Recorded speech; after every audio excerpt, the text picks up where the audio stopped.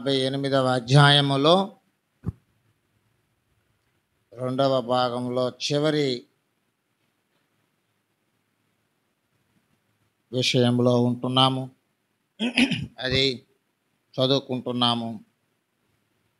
వస్త్రహీనుడు నీకు కనబడినప్పుడు వానికి వస్త్రములు ఇచ్చుటయు ఇదే గదా నాకిష్టమైన ఉపవాసము అని చెప్పబడిన మాటలను బట్టి మనము ఈ దినం దేవుని యొక్క కృపలో ముందుకు సాగుతూ శ్వాసముతో మనము గమనించవలసిన వారమై ఉంటున్నాం. గతించినటి దినాలలో ఈ విషయాలను బట్టి మనం నేర్చుకుంటూ వస్తూ ఉంటున్నాం.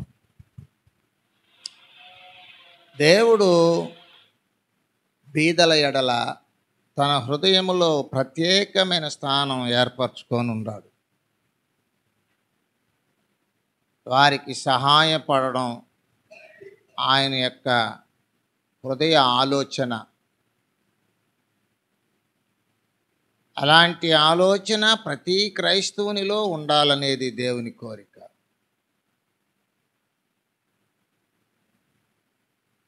అందుచేత ప్రతి క్రైస్తవుడు అల్పులలో ఒకరికి చేసిన ఎడల ప్రభువుకు చేసినట్లు అని ప్రతి క్రైస్తవుని బట్టి ప్రతి దేవుని బిడ్డని బట్టి చెప్పడాన్ని మనం చూస్తూ వస్తూ ఉంటున్నాం. దేవుని యొక్క మహదైశ్వర్యముని బట్టి చాలా విషయాలు మనం తెలుసుకుంటూ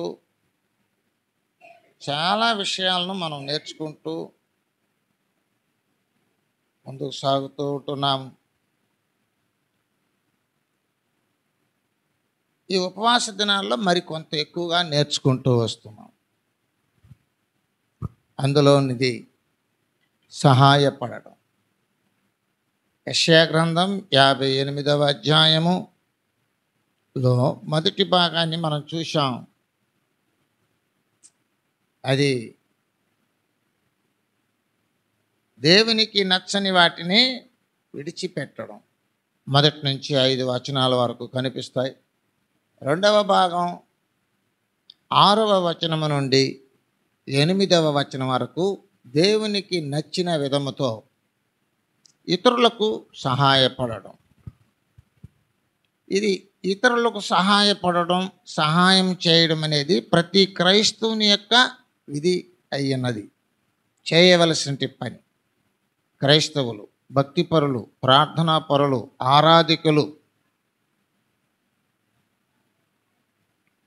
దేవుని మహిమపరిచే ప్రతివారు, దేవుని బిడగా జీవించాలనుకున్న ప్రతివారు అలాగున చేయాలి అన్నది దేవుని యొక్క ఉద్దేశం.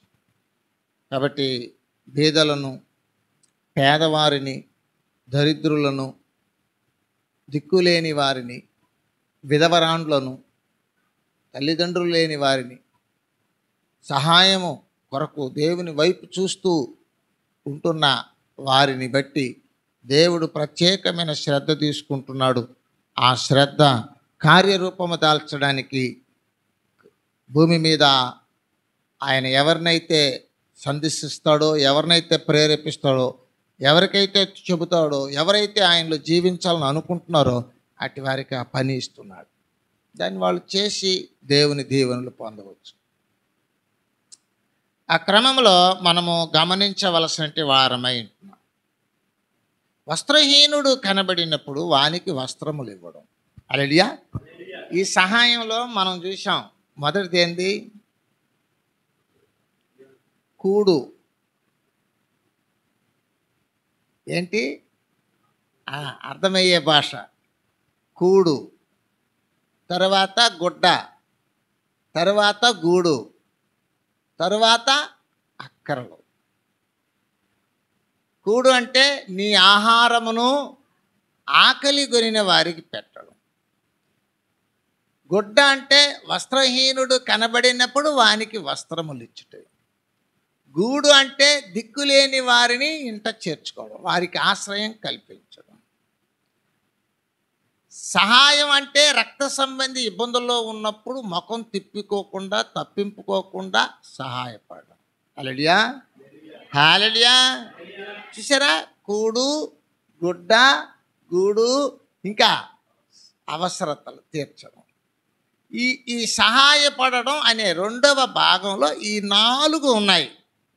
ఈ 4ను బట్టి మత్తయి సువార్త 25వ అధ్యాయములో మనము చూసినట్లయితే 35 నుండి 40 చివరి వరకు కూడా మనం చూసినట్లయితే ఏమంటాడు?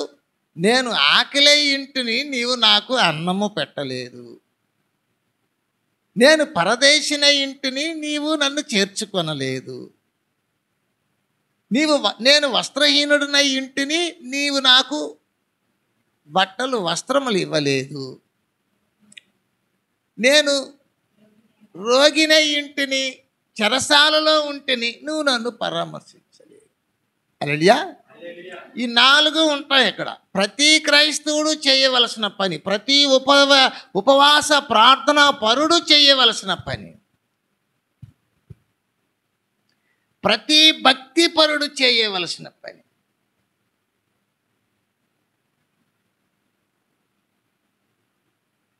చూసారా, విధవరాండ్లను దిక్కులేని వారిని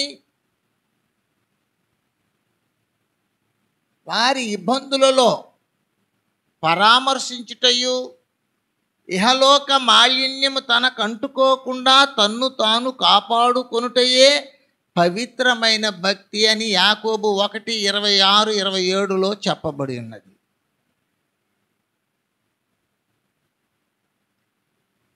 ఇలాగున దేవుని ఉద్దేశం బీదల ఎడల చాలా దయ, కనికరము, వాత్సల్యత, కటాక్షము, కరుణ, ప్రేమ, వాత్సల్యము ఇలాంటి పదాలతో కూడిన గుణగణాలు దేవునిలో సమృద్ధిగా ఉన్నాయి. ఆ సమృద్ధి అయిన గుణము కలిగినట్టు దేవుడు మన దేవుడు. కఠినస్థుడు కాదు, స్వార్థపరుడు కాదు. ఆయన మన ఎడల జాలి చూపించి మన కొరకు ఆయన ఏం చేశాట? ప్రాణమును పెట్టాడు. ఆయన ధనవంతుడై ఉన్నప్పటికీ మనము పరలోక ధనవంతులు అవ్వడం కొరకు ఆయన మన కొరకు సమస్తమును విడిచిపెట్టి దరిద్రుడాయను. అదే గుణం, అదే మనస్తత్వం, అదే మార్గంలో మనం నడవాలి. అలా నడిచి ఇతరులకు సహాయపడాలి. దీన్ని క్రైస్తవులు అంటారు. మనం క్రిస్మస్ చేసుకుంటూ ఉంటాం. క్రిస్మస్ అంటే ఏమి అనుకున్నాం? ఏమిటి, ఎలా ఆరాధిస్తున్నాం? ఇచ్చుట, సహాయపడుట. హల్లెలూయా. గుడ్ ఫ్రైడే రోజు ఏం చేశాడు ఆయన?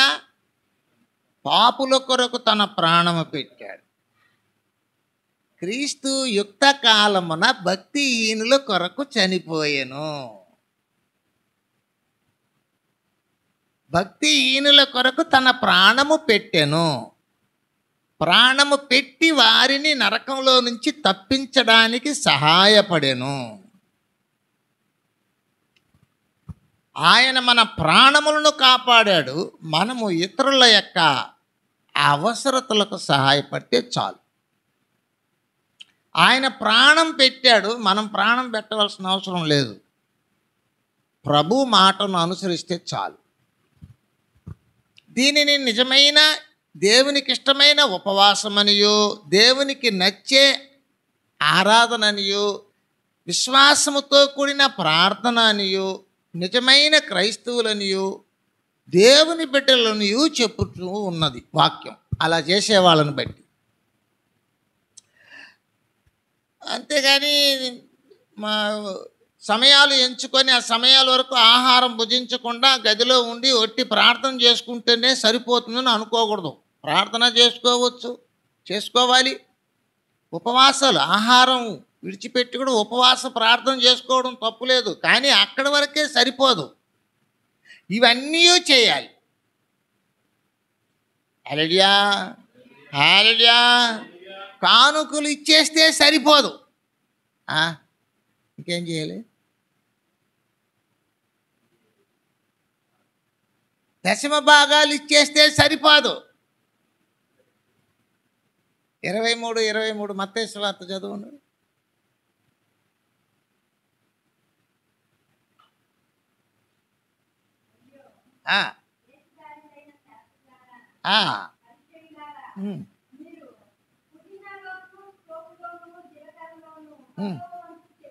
చెల్లించి అనగా న్యాయమును, కనికరమును, విశ్వాసమును విడిచిపెట్టితిరి. వాటిని మానక వీటిని చేయవలసి ఉన్నవి. హల్లెలూయా. ఇచ్చిన ఒట్టి దశమ భాగం ఇచ్చేస్తే ఇయ్యాలంట. ఆడు ఇచ్చేస్తే ఆడికి సరిపోతుంది అనుకోకూడదట. న్యాయం అంటే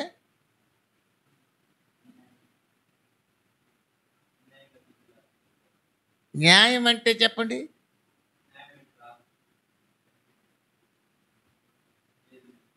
ఇప్పుడు చెప్పు.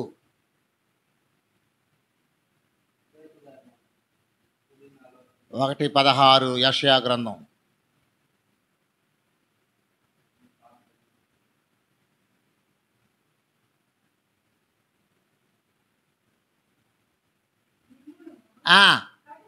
కడుగుకొనుడి, శుద్ధి చేసుకొనుడి, దుష్క్రియలు కనబడకుండా తొలగింపుడి, మానుడి, విచారించుడి, విడిపించుడు, న్యాయము తీర్చుడి. హల్లెలూయా. ఇది న్యాయం అంటే. ఇది న్యాయం. తల్లిదండ్రులు లేని వాళ్ళ పక్షాన, విధవరాండ్ల పక్షాన న్యాయం తీర్చంటే అర్థం ఏంటంటే పేదల పక్షాన నీవు చేయవలసిందని చేయడమే న్యాయం. నేను న్యాయంగా మాట్లాడుతున్నాను, ఆ మాటలు కాదు ఇది.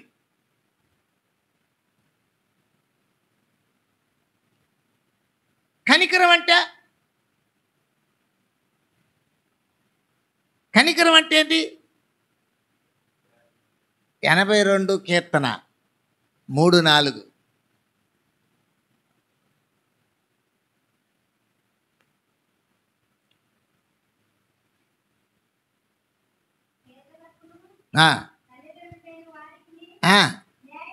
న్యాయము తీర్చుడి, దీనులకును న్యాయము తీర్చుడి, దరిద్రులను నిరుపేదలను విడిపించుడి, తప్పించుడి. హల్లెలూయా. కనికరము చూపండి, కనికరము చూపండి, కనికరము చూపండి.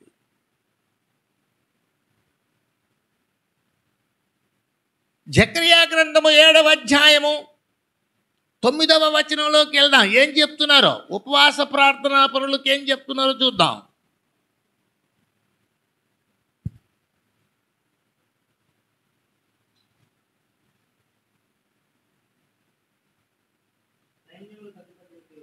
యెహోవా ఇలాగ సెలవిచ్చుచున్నారు, అనుసరించి కరుణావాత్సల్యము చూపుడే. హల్లెలూయా. కనికరం అంటే ఏంది? కరుణ, కటాక్షము, జాలి, ఇలాంటి పదాలు. అది ఒకరు యందు ఒకరు. ఉపవాస ప్రార్థనా పరులకు చెప్తున్నాడు ఆయన ఆ మాటలు.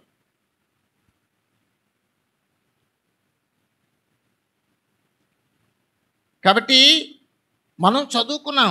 ఏం చూపించాలంట?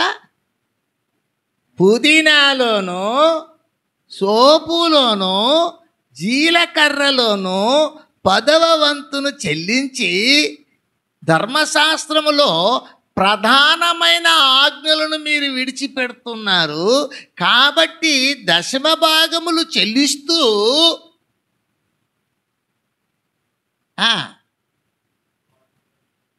23 ఏముంది అది చదవండి. మళ్ళీ ఆడకు మర్చిపోయినారా?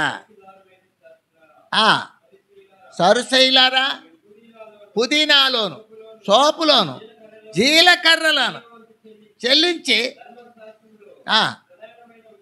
విషయములను అనగా న్యాయమును, కనికరమును, విశ్వాసమును హల్లెలూయా చేయడని చెప్పాడు. మీకా గ్రంథము 6వ అధ్యాయము 8వ వచనం చదువుదాం. అది ఆడుండదు.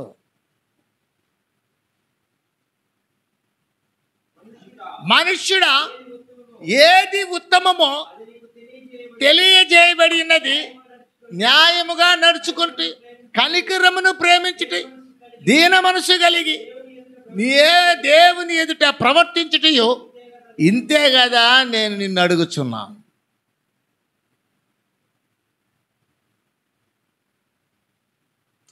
కాబట్టి ప్రతి క్రైస్తవుడు, ఉపవాసంలో ఉండేవాళ్ళే కాదు, ప్రతి క్రైస్తవుడు ఏం చేయాలంట?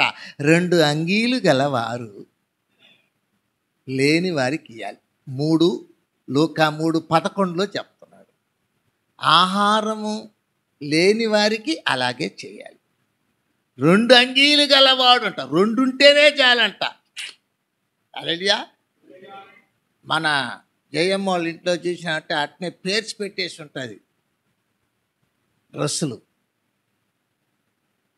దేవునికి స్తోత్రం. కొంతమంది 100 చీరలు పెట్టుకుంటారు, బీరువాలో పెట్టుకుంటారు, చూసుకుంటూ ఉంటారు. ఇది ఎండాకాలానికంట, ఇది చలికాలానికంట, ఇది పెళ్ళిళ్ళకి వెళ్ళేటప్పుడంట, ఇది ప్రోగ్రాములు చేసుకునేటప్పుడంట. లేని వాళ్ళను గురించి పట్టించుకోరు.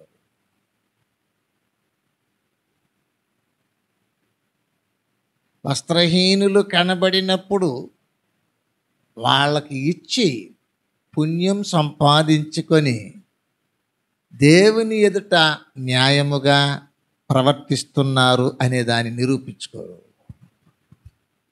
ఈ చర్చికి వెళ్ళేది అలా బ్రతకడానికి కాదు, సాంప్రదాయాలు చేసుకునేదానికి, గొప్పలు చెప్పుకునేదానికి. కొంతమంది, అందరు కాదు, కొంతమంది మళ్ళీ చెప్తుంటారు, నేనేం అడిగినా ఇస్తాడు దేవుడు అంటాడు. హల్లెలూయా.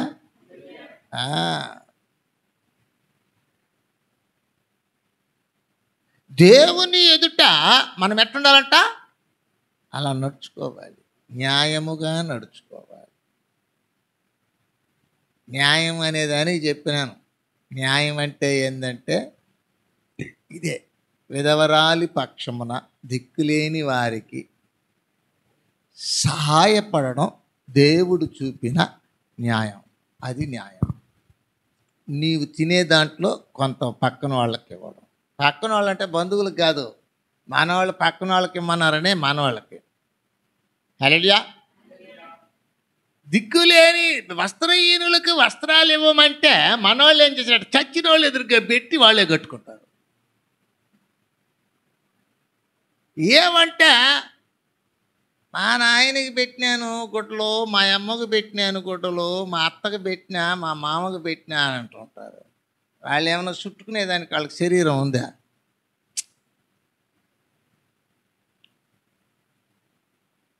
హల్లెలూయా.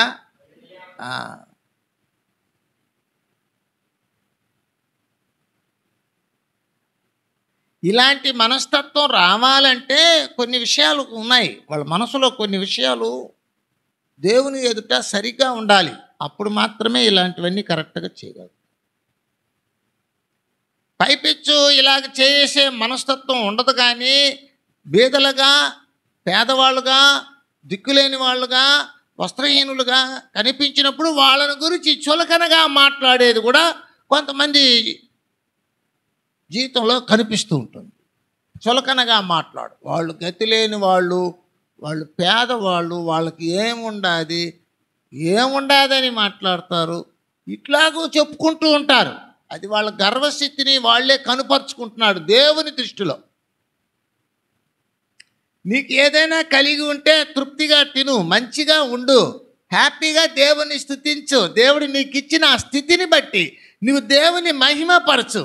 ఆయన చేసిన ఉపకారములలో దేనిని మరొక ఆయన స్తుతించు, మంచిదే. కానీ లేని వ్యక్తులను చూచి నీవు వారిని నిర్లక్ష్యంగా తలుచుకోవడం, వారిని చులకనగా చూడడం, వాళ్ళని నిందించడం నీ దేవుణ్ణి వెక్కిరించిన దానితో సమానం. నీవు దేవుని దగ్గరికి వెళ్తావు, వాళ్ళు దేవుని దగ్గరికి వెళ్తారు, నీ మీద వాళ్ళు ప్రార్థన చేస్తారు, ఆ ప్రార్థన నీకు పాపమైపోతుంది.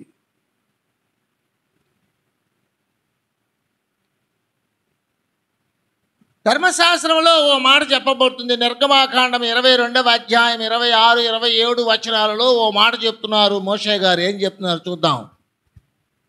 ఆ కాలంలో వస్తువులను తాకట్టు పెట్టేదే కాకుండా వస్త్రాలను కూడా తాకట్టు పెట్టి పొట్టబోసుకునే వాళ్ళంట, అవసరాలు తీర్చుకునే వాళ్ళంట. వస్త్రమును కుదువగా తీసుకొని ఎడల సూర్యుడు అస్తమించు వేళకు అది వానికి మరలా అప్పగించుము. వాడు కప్పుకొనినది అదే, అది వాని దేహమునకు వస్త్రము. మరి వాడు ఏమి కప్పుకొని పండుకొనును? నేను దయగలవాడును, వాడు నాకు మొర్ర పెట్టిన అది నేను విందును. నీవు నీ దేవుని నిందింపకూడదు. హల్లెలూయా. చాలు, నేను వాడు ప్రార్థన వింటాను అంటున్నాడు. అది నీకు పాపమైపోతుంది. నేనేం పాపం చేయడం లేదు, నాకు తెలిసి ఏమి తప్పు చేయడం లేదు అనేసి చేతులు భలే గడిగేస్తారు పిలాతులాగా. చేసిందంతా చేసి ఏం చేసినట్ట చేతులు కడిగేస్తారు. ఇతను ఎందుకు ఏ దోషం లేదన్నాడు కదా, దోషం లేదంటే ఆర్డర్ వేసి ఆడు పెట్టేవచ్చు కదా. వాళ్ళకి భయపడిపోయినాడు, అది పాపమే కదా. మనుషులకు జడిసి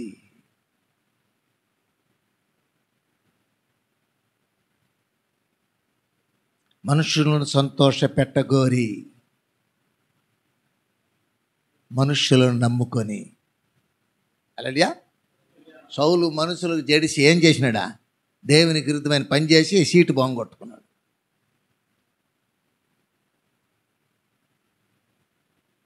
దైవజనులు కొంతమంది ఏం చేస్తారు? మనుషులను సంతోష పెట్టగోరి క్రీస్తు దాసులు కాకుండా పోతున్నారు. ఇలా చాలామంది అలా ఉంటుంటారు. అందరిని బట్టి ప్రభు చెప్తున్నాడు, బీదలను దేవుడు ఎప్పుడు జ్ఞాపకం చేసుకుంటాడు. నువ్వు చేసుకున్నా నువ్వు చేసుకోకపోయినా అది నీ కర్మ. నువ్వు చేసుకోవడం అనేది నీ దీవెన, చేసుకోకపోవడం నీ దరిద్రం. అది వాళ్ళ దరిద్రం అనుకుంటున్నావు, నీవే దరిద్రంలో పడిపోతావు. ఆత్మీయ దరిద్రత. ప్రార్థన రిజెక్ట్ చేయడం జరుగుతుంది. హల్లెలూయా. నా తర్వాత నేను 40 రోజులు ఉపవాసం ఉన్నాను, 50 రోజులు ఉపవాసం ఉన్నానంటే ఆ ఉపవాసాలని లెక్క రావాడ, ప్రయోజనం లేదు, సూత్రమే లేదు. సూత్రం లేని గాలిపటం ఏం చేస్తుందా? రౌండ్గా తిరుగుతుంటుంది. ఇక్కడనే రౌండ్గా తిరిగి నేలకొచ్చి పడుతుంటుంది, రౌండ్గా తిరిగి నేలకొచ్చి పడుతుంది. కారణం ఏంటంటే సూత్రం లేదు. అట్లాగా ప్రార్థనా పరులు వాళ్ళు చేసే ప్రార్థన దేవుని దగ్గరికి చెప్పండి. యెషయా 59:2 చదువుదాం.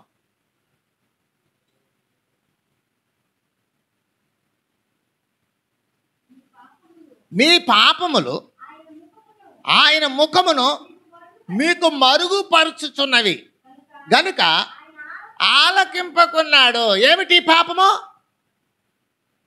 న్యాయమును జాగ్రత్తగా విచారించి చూడుడి. బీదలంటే దేవునికి చాలా ప్రియం, ఇది గుర్తుపెట్టుకోవాలి.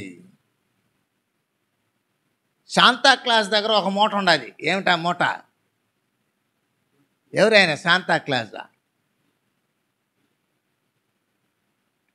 క్రిస్మస్ తాతయ్య బొమ్మ చూసారా? ఆయన దగ్గర మూట ఉంటుంది. ఆ మూటలో ఏముంటాయంటే ఏమన్నా చెప్ప, నీకు ఏది అవసరమో అది కనిపెట్టి పెట్టుకో అంటాడు. నువ్వు చూడకముందే నీకు ఇచ్చేసి వెళ్ళిపోతాడు. న్యాయమును జాగ్రత్తగా విచారించుడి అని అంటే జాగ్రత్తగా ఎవరికి ఏది అవసరమో దాన్ని కనుగొని దాన్ని పెట్టుకొని పోయి ఇచ్చేసి వెళ్ళిపోతాడు.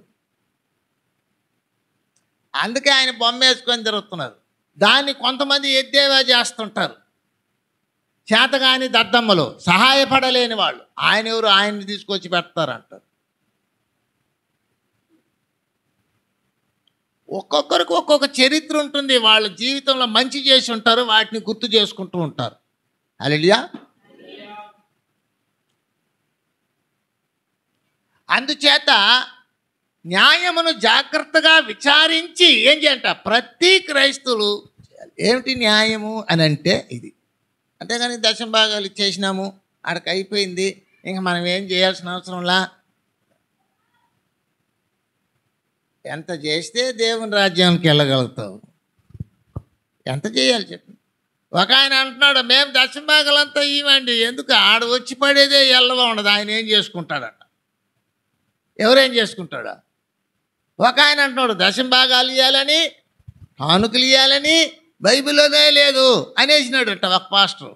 దాన్ని ఇంకొక ఆయన ఎత్తుకొని వచ్చినాడు, నా దగ్గర చెప్పాడు, ఖచ్చితంగా ఇవ్వాలని బైబిల్ అంతా ఉంది పో. వ్యత్యాసమైన బోధలు, మనుషులను ఆకట్టుకునేదానికి మాట్లాడే బోధలు, దేవునికి ప్రియంగా నడుచుకునే బోధలు చేయలేకపోతున్నారు. ఒకవేళ దైవజనులు చెప్పినా కొంతమందికి నచ్చని వ్యక్తులు, వాళ్ళ మనస్తత్వం అలా ఉంటుంది. సత్యానికి చెవియక లోకం వైపు తిరుగుతుంటారంట, దుష్క్రియలే చేస్తుంటారు, దేవునికి నచ్చనివే చేస్తుంటారు. ప్రభు అంటున్నాడు, పుదీనాలోను జీలకర్రలోను సోపులోను 10వ వంతు చెల్లిస్తున్నారు, బాగానే ఉంది. ధర్మశాస్త్రములో ప్రధానమైన ఆజ్ఞలను మీరు విడిచిపెట్టిరి, కాబట్టి వాటిని మానక వీటిని కూడా చేయవలసి ఉన్నవి.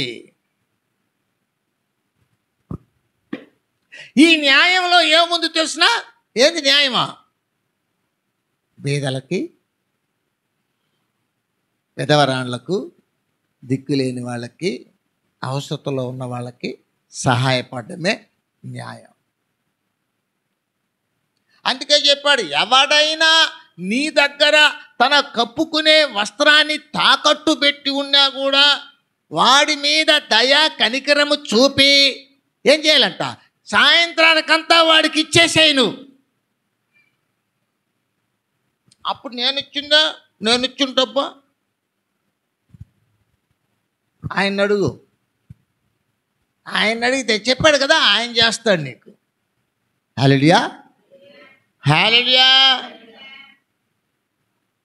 అలా దేవుని వాక్యాన్ని పరిశీలన చేసి దేవునికి ప్రియమైన రీతిలో నడుచుకోవడం అనేది ఉపవాస ప్రార్థనా పరుల యొక్క విధిగా ఉంది. అది రాశాడు అక్కడ 58:6-7 యెషయా గ్రంథములో, 7-8 యెషయా గ్రంథము 58:7-8 వచనాలలో చెప్పబడినట్టు ఆ సహాయాలు ఎవరెవరికి ఏ విధముగా ఎట్లాగా చేసి నీవు ప్రార్థన చేయాలో అదే దేవునికి ఇష్టమైన ఉపవాస ప్రార్థన.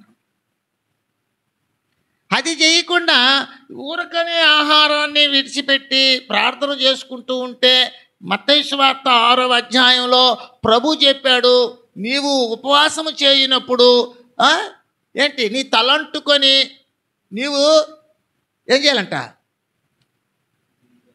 నీ గదిలోనికి వెళ్ళి నీవు రహస్యమందు చూస్తున్న దేవుని ఎదుట ప్రార్థన చెయ్యి అన్నాడు కదా, ఇదే చాలు అని చెప్పుకుంటారు కొంతమంది.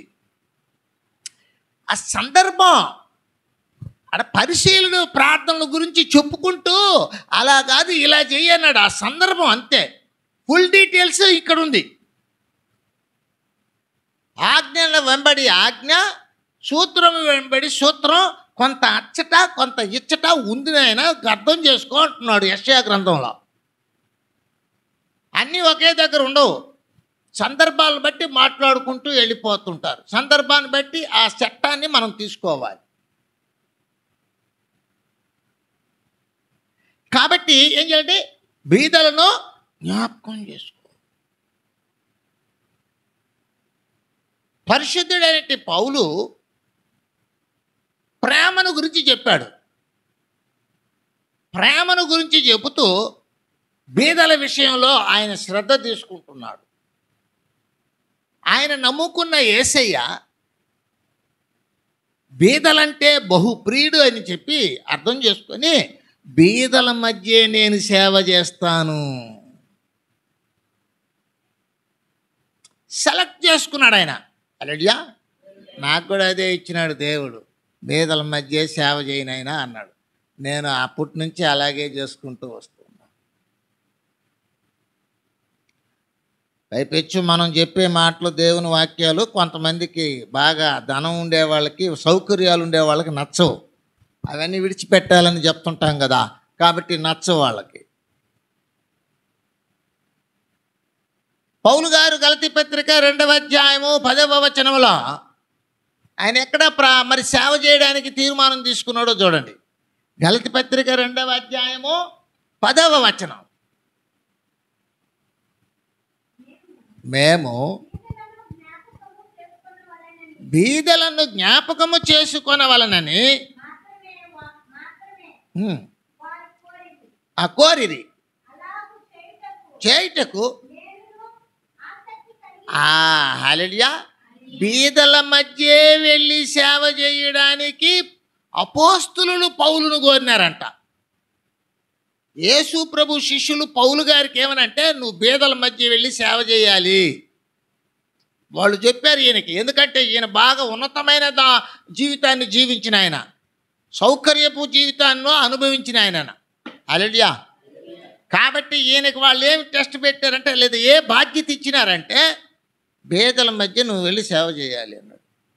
ఓకే, నేను కూడా అలాగే చేస్తానని ఆసక్తి కలిగి ఉన్నాడు.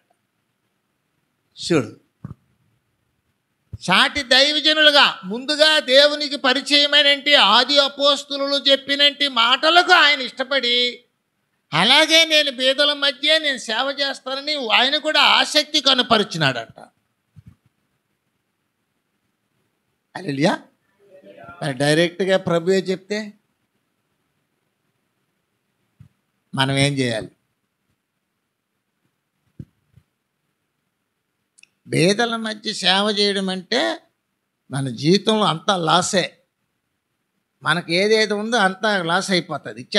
ఇచ్చేయాలి.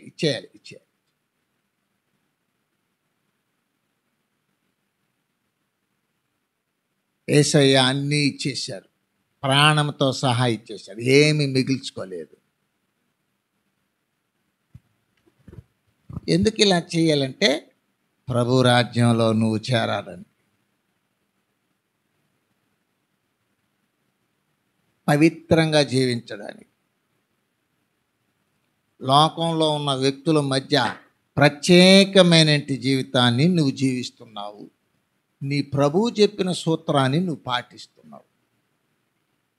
అలా చేసావు కాబట్టి నువ్వు మంచి ప్రార్థనాపరుడివి, దేవునికి నచ్చిన ఉపవాసం చేశావు. పేదల మీద దయ, కనికరము, జాలి, ప్రేమ, వాత్సల్యత ఇవన్నీ నీకున్నాయి కాబట్టి దేవుడు నిన్ను తప్పకుండా ఆయన రాజ్యంలో జ్ఞాపకం చేసుకుంటాడు. చేత బీదలను జ్ఞాపకంలో ఉంచుకోవాలి. బీదలను జ్ఞాపకంలో ఉంచుకోవాలంటే మన దగ్గర ఒక పని ఉంది. హల్లెలూయా. ఏం తెలిసిన పని? మనల్ని మనం కంట్రోల్ చేసుకోవాలి. మనకు కలిగిన సౌకర్యాలలో మనము ఏం చేయాలంటే పొదుపుగా బ్రతకాలంటారు. యోహాను సువార్త 1వ అధ్యాయము 3వ వచనములో యోహాను భక్తుడు రాసినటి మాటలను బట్టి మనం చూస్తే, కలిగి ఉన్నదేది ఆయన లేకుండా కలుగలేదు, అన్నీ ఆయన ద్వారా కలిగింది. కాబట్టి ఆ కలిగిన దాన్ని ఏం చేయాలంటే ఏం చేయాలి? రోమాపత్రిక 11వ అధ్యాయము 35వ వచనంలో చూడండి ఏం చేయాలో.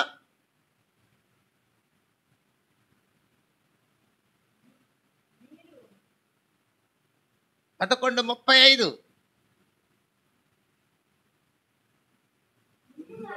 ముందుగా ఆయనకిచ్చి ప్రతిఫలము పొందగోరువారు ఎవరు?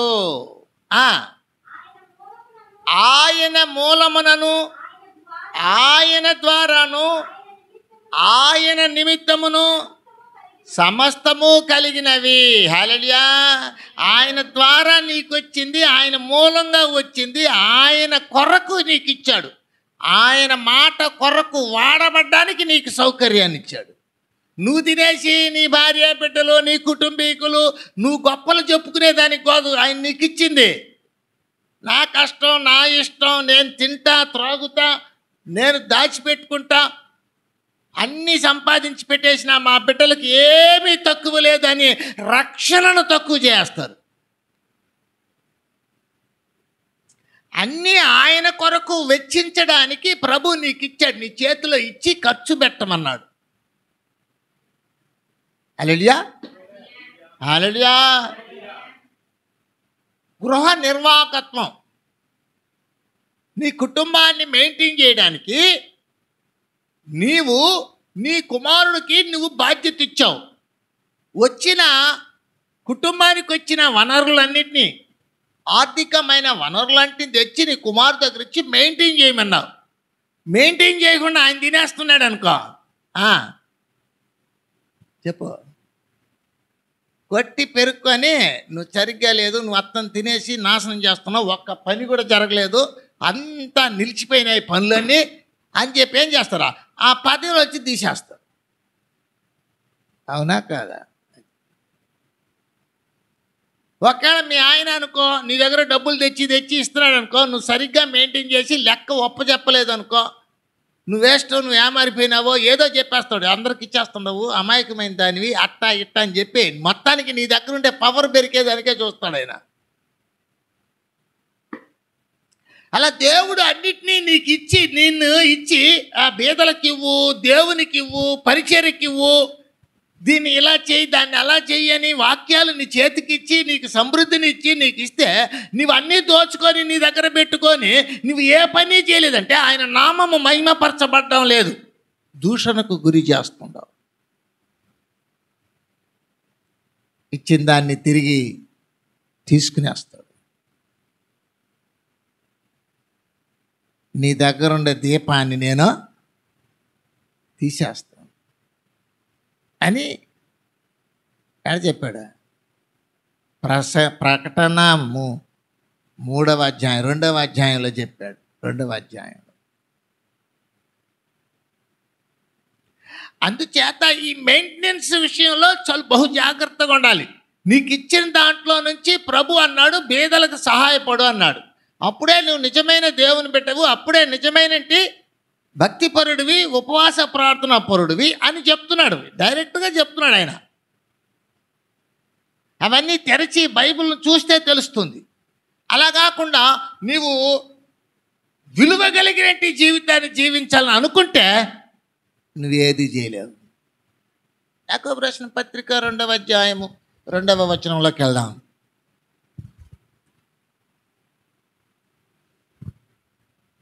రెండు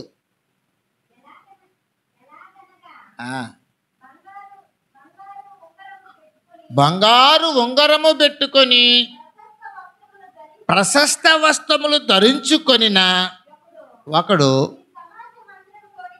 వచ్చినప్పుడు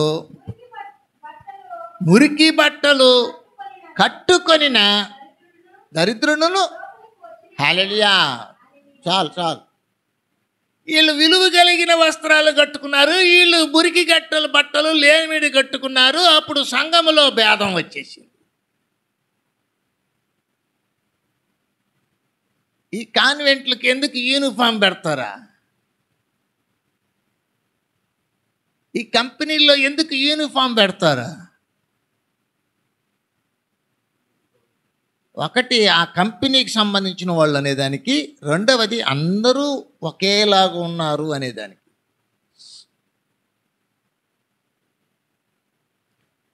వాళ్ళ వస్త్రాల వల్ల అతిశయం పుడుతుంది. పక్కన వాళ్ళు వాళ్ళని గొప్పగా ఎంచడం, లేని వాడిని తక్కువగా ఎంచడం ఆటోమేటిక్గా జరిగిపోతుంది.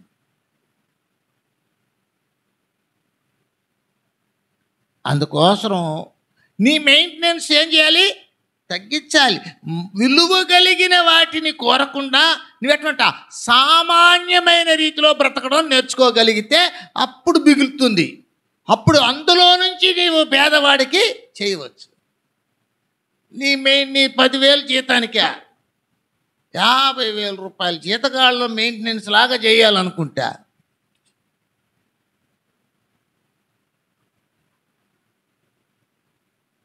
ఒక్క చీర కూడా మంచిది లేదు అంటారు. అన్నీ మంచివే, ఆ చీరలు ఏమైనా చెడ్డవా?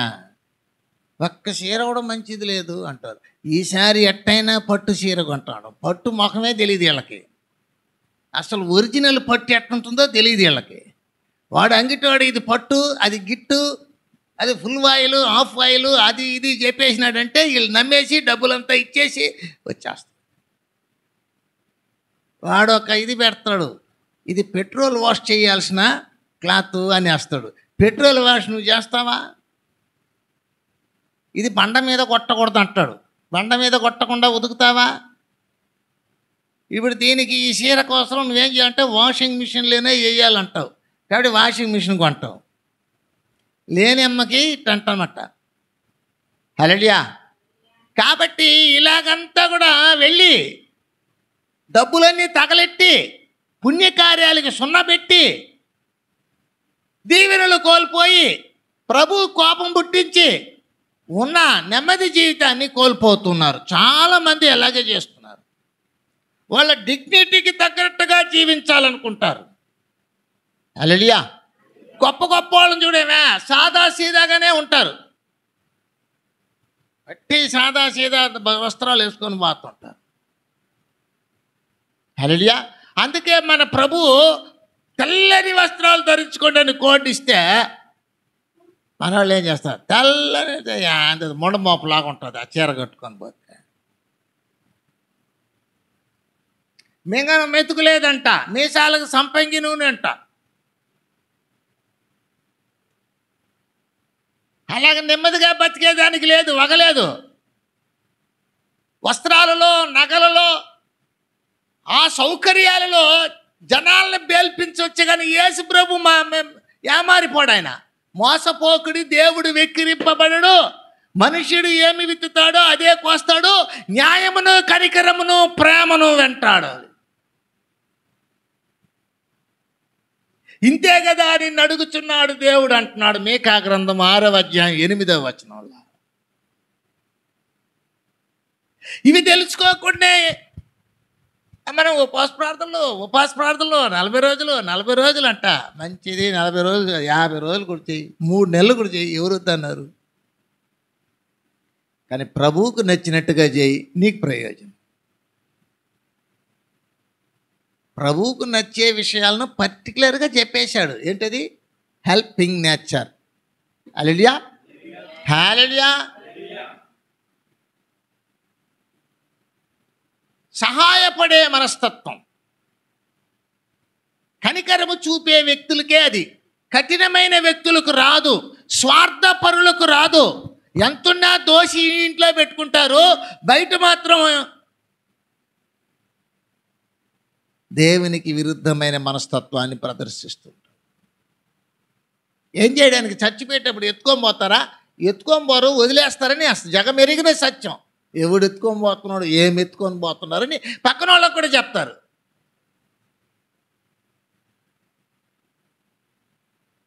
వారి క్రియలు వారి వెంట పోతాయి. అంచేత ఉపవాసము చేయునప్పుడు మీరు దేవునికి ఇష్టమైన ఉపవాసానికి ఇచ్చిన సూచనలు ఉన్నాయి చూడండి, వాటిని పాటించడం అవసరం.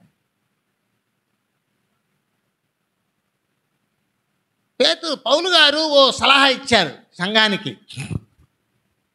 ఏమిటి ఆ సలహా? 1 తిమోతి పత్రిక 2వ అధ్యాయము 9వ వచనంలోకి వెళ్దాం.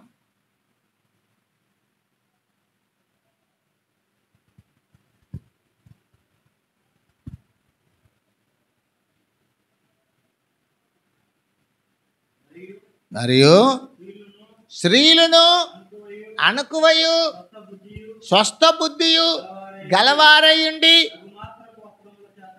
చూసారా, తగుమాత్రపు వస్త్రములు. కానీ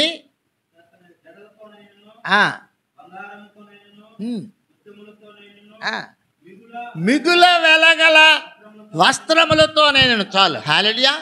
మిగుల వెలగలిగిన దానినే కోరుకుంటావు. నీకు వచ్చింది తక్కువ, నువ్వు మెయింటైన్ చేసేది ఎక్కువ, కాబట్టి నీకు ఏమీ ఉండదు. కాబట్టి నీవు కనికరం చూపించడానికి ఖాళీ చేతులే.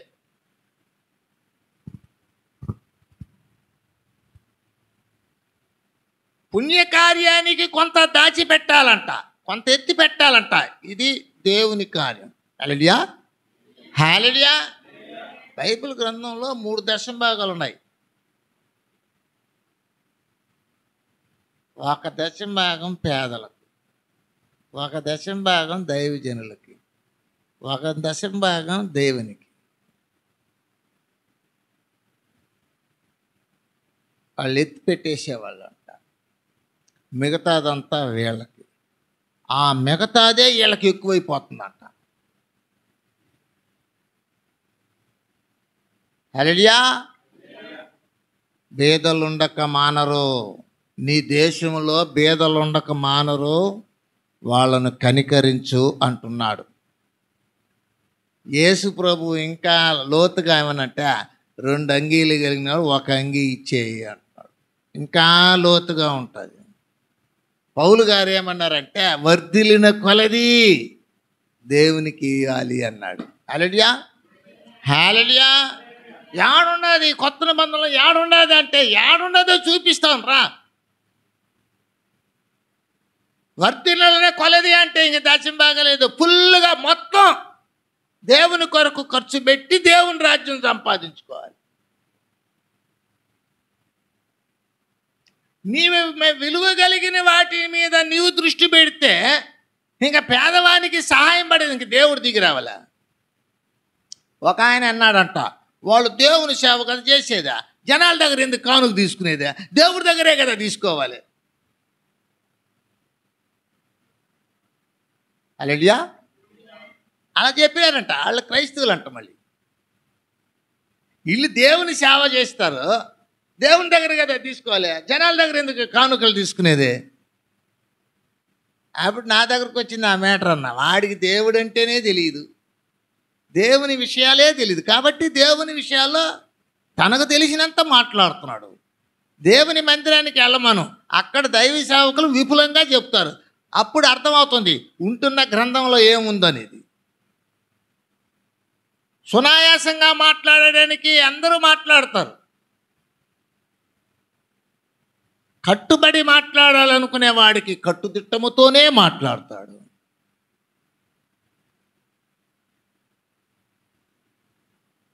అందుకే చెప్పాడు ప్రభు ఏమన్నాడా, దేవోక్తి లేని ఎడల జనులు కట్టు లేకుండా తిరుగుతారంట. కట్టుదిట్టం లేకుండా మాట్లాడతాడు. వాడి దగ్గర దేవుని వాక్యం లేదు. లేకపోవడం వల్ల కఠినంగా మాట్లాడతాడు, లేకపోవడం వల్ల స్వార్థంగా బ్రతుకుతాడు, లేకపోవడం వల్ల ప్రతిదాన్ని తప్పు పట్టడానికి నేర్చుకుంటాడు. వానిని వాళ్ళ కుటుంబాన్ని తప్పు పట్టడం వాడికి చేత కాదు, వాడికి కనిపించదు. అందుకే యేసయ్య అన్నాడు, మొదట నీ కంటిలో ఉండే దూలాన్ని తీసుకో.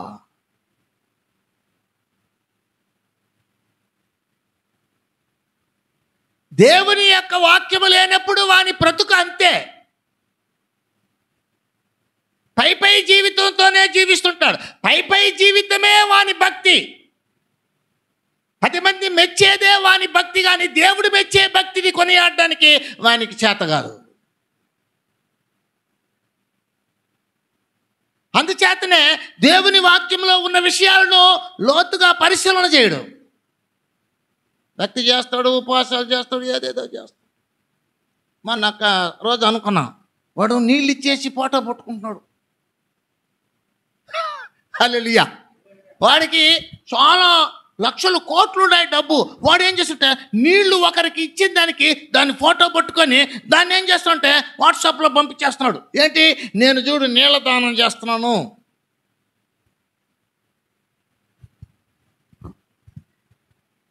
ఈ మధ్యకాలంలో కొంతమందికి నీళ్లు తాగకూడని రోగం వచ్చేస్తుంది. ఏందా?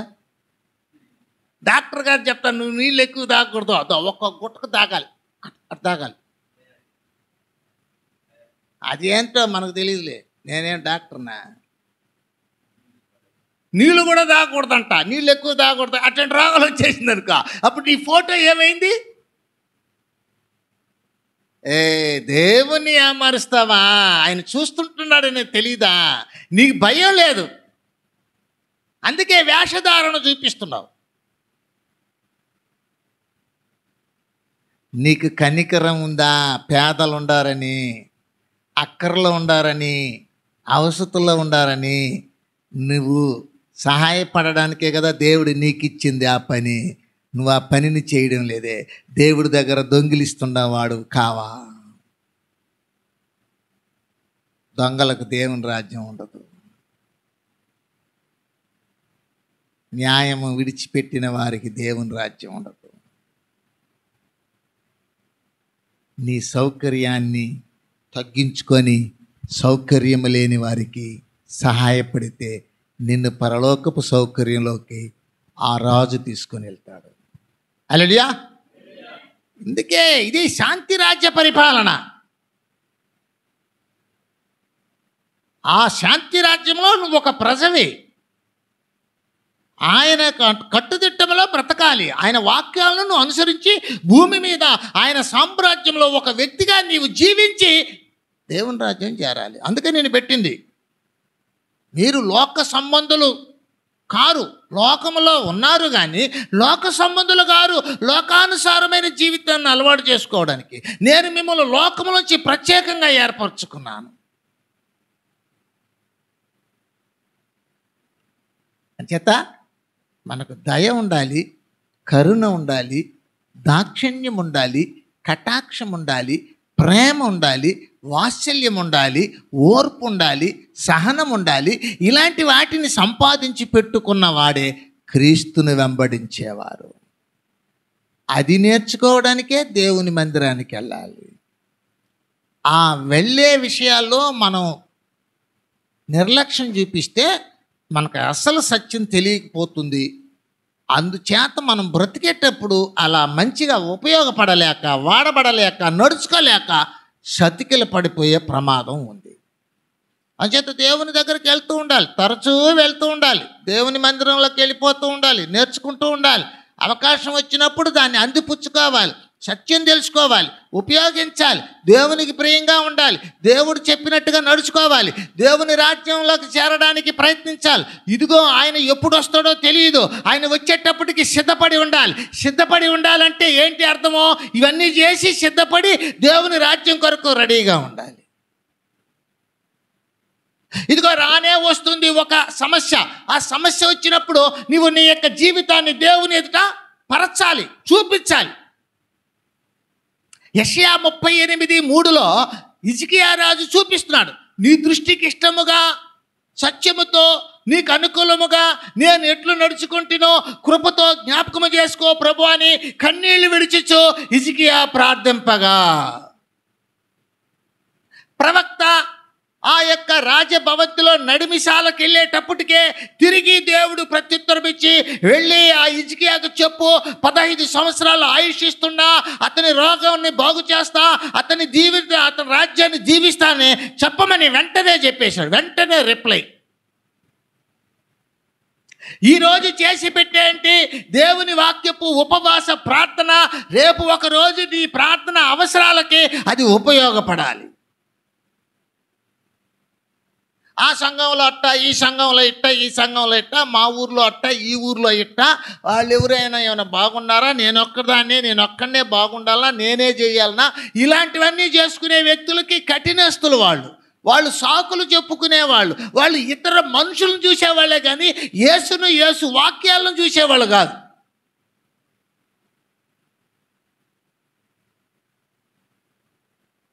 అలా ఉండకూడదు.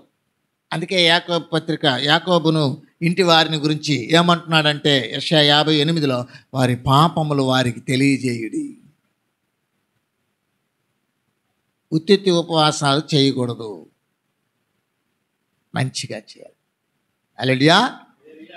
ఇలా న్యాయం తీర్చాలంటే నీకు కలిగిన సౌకర్యమును ఏం చేయాలండి? పొదుపుగా నీ సౌకర్యాలు తగ్గించుకొని సౌకర్యాలు లేని వాళ్ళకి ఏం చేయాలంట? సహాయపడాలి. ఇది చాలా కష్టంగా అనిపిస్తుంది జనాలకి. అమ్మ మా బెల్లం నీకు ఇచ్చేస్తే అట్ట, మా డబ్బు నీకు ఇచ్చేస్తే అట్ట అనకూడదు. హల్లెలూయా. నాబాలు ఏమన్నాడా? దావీదు ఎవడు? యెషయి కుమారుడు ఎవడు? వాడికేంది నా మాంసం ఇచ్చేది, నా ఆహారం ఇచ్చేది? వాడికేంది నా డబ్బులు ఇచ్చేది? వాడు ఎవరి దగ్గర చెప్పుకుంటాడు? చెప్పుకోబో. అలాగంతా ఇచ్చుకుంటా పోతే నాకేమి మిగులుతుంది? నేను కష్టపడి సంపాదించుకున్నాను కాబట్టి నేను తినడం త్రాగడం తప్ప నేను ఇంకోవాడికి ఎందుకు ఇస్తానని చెప్పినప్పుడు తక్కువ దినాల్లోనే చచ్చిపోయినాడు. వాళ్ళ భార్య ఎత్తుకొని పోయి కూడా కానుకలు ఇచ్చేసి వచ్చినప్పటికీ కూడా దేవుడు ఒప్పుకోలేదు, చంపేసింది. వాళ్ళ భార్య తీసుకొని వెళ్ళి కానుకలు ఇచ్చేసి వచ్చింది, ప్రార్థన చేసేసి వచ్చింది. అయ్యా నా భర్త పాపం నాదిగా అనుకో, కానుకలు మీరు అడిగింది ఇచ్చేస్తున్నానని ఇచ్చేస్తే వచ్చినా కూడా సరే. తక్కువ దినాల్లోనే దేవుడు ఓర్చుకోలేదు. వాని యొక్క కఠినత్వం విపరీతంగా ఉంది కాబట్టి చంపేసినాడు.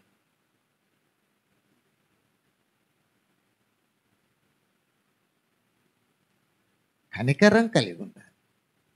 హల్లెలూయా. హల్లెలూయా. ఎవరైనా నీకు కనిపించేటప్పుడు ఎప్పుడూ వాళ్ళని దూషించకూడదు. లేని వాళ్ళు కనిపించినప్పుడు దూషించకూడదు. నీ చేతనైతే సహాయం చేయి, లేదంటే అదుపులో పెట్టుకో నీ నోరు. గాడిద లేకుండావు.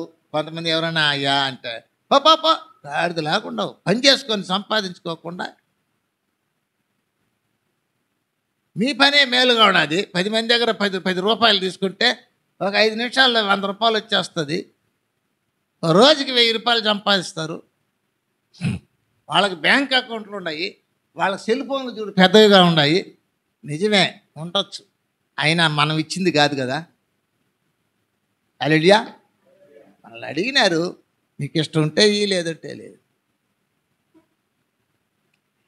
ఏమో మన బంధువో మన బామతో మన మామో మన యొక్క అన్నదమ్ముడో ఎవడో వచ్చంటే రారా బామతి పోయేసి వస్తాము, టీ తాగేసి వస్తాం, కాఫీ తాగేసి వస్తాం, తీసుకొని పోయి ఆ కాఫీ పోసి పంపించేస్తారు. డబ్బులు పోయింది చూడాలి. అదే తాగింది కాకుండా గొడవలు వేసుకొని మరీ వస్తారు. అలాంటి దరిద్ర పనులకైతే సహాయపడతారు. ఒకరిని కోళ్ళు తోయాలంటే వాడికి కావాలనే సహాయం చేస్తారు. ఇది వేరే టైపు.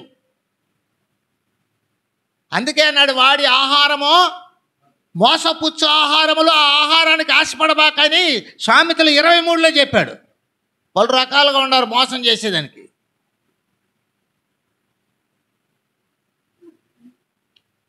హల్లెలూయా. కొంతమంది పేదల మీద దయగలిగినట్టుగా యాక్షన్ చేసి గుడ్డపేలికలు ఇచ్చి ఆస్తులు రైపించుకుంటారు. నీ అవసరాలని వ్యాపారం చేసేస్తారు.